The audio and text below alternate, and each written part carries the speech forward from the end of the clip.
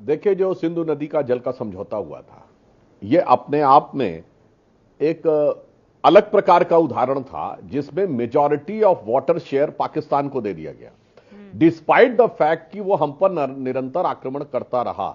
एक दौर तो वो था, कम से कम जब हमारे घोषित युद्ध हुए 48, 65 और 71 के, उसके बाद ही हम यहां के ऊपर डैम या अन्य कुछ बातें बनाने की शुरुआत कर सकते थे। वो एक टेक्निकल पक्ष है। सरकार ने सिर्फ अपना इरादा साफ किया है कि अब पाकिस्तान के ऊपर उस ढंग की पेशबंदी होगी कि उसके पानी से लेके और अंतर्राष्ट्रीय स्तर पर जो उसकी सपोर्ट है, उसको जिस प्रकार से डाइल्यूट किया है भारत ने, मोदी जी की सरकार ने, वो मेरे विचार से प्रशंसनीय है।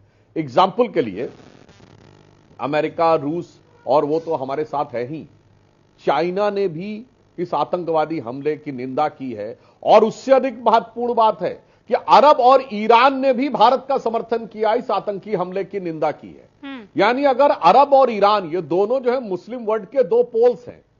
एक पोल है जो अरब वर्ल्ड, जिसको जिसको सऊदी अरब लीड करता है, मेनली जो सुन्नी है, और ईरान जो दूसरे पोल को, यानी एक दूसरा जो ध्रुव है जो मेनली शिया है, उसको डिनोट करता। अगर ये दोनों भी साथ नहीं दे रहे हैं पाकिस्तान का, तो मैं कह सकता हूं कि पाकिस्तान की भारत ने उस ढंग से पेशबंदी करनी शुरू कर दी है कि जब पाकिस्तान बैठकर अरब और ईरान को देखता होगा तो उसके मुंह से यही निकलता होगा कि इस भरी दुनिया में कोई भी हमारा न हुआ, गैर तो गैर थे, अपनों का सहारा न हुआ। उस मुकाम तक लाकर पहुंचाने में सफलता हासिल की है। और रही बात इसकी, जो बिलावल भुट्टो साहब बोल रहे हैं, मुझे लगता है उनको जानकारी है नहीं है। पाकिस्तान इस जो जहनियत है, इससे कब से जुड़ा हुआ है, उनको याद रखना चाहिए।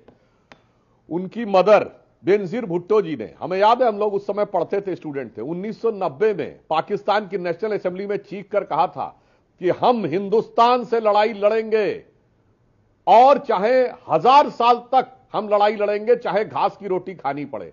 वैसे 30 ही साल हुए हैं, 30-35 साल, घास की रोटी खाने की नौबत आ गई है और हिंदुस्तान दुनिया की 5वीं बड़ी अर्थव्यवस्था बन गया। दूसरी बात, बिलावल भुट्टो जी को पता ही नहीं है, रूबिका जी, कि बेनजीर भुट्टो ने अपनी किताब लिखी थी, अपनी autobiography, daughter of the east. मेरे ख्याल से कमर चीमा साहब को पता होना चाहिए। बेनजीर भुट्टो ने जो ऑटोबायोग्राफी लिखी है, डॉटर ऑफ द ईस्ट, उसमें ना पता हो तो चैप्टर नंबर 2 में पेज नंबर 25 पे जाके पढ़ लें। वो कहते हैं कि during our childhood we were told that we have descended from the Rajput clans of Hindus.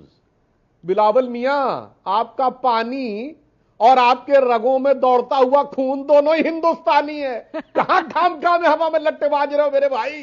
तुम्हारा खून और पानी दोनों हिंदुस्तानी है। तो तुम ही मान रहे हो कि सिंधु, सतलज, रावी, व्यास सब हिंदुस्तान से निकलती है और खून भी तुम्हारा। और फिर भी अगर कोई मुगालता हो तो मैं उनसे कहना चाहूंगा, जरा अपना डीएनए टेस्ट करवा ले। वो अरब के डीएनए से कोई कनेक्शन किसी पाकिस्तानी का नहीं निकलने वाला, इंडिया के डीएनए से कनेक्शन निकलने वाला।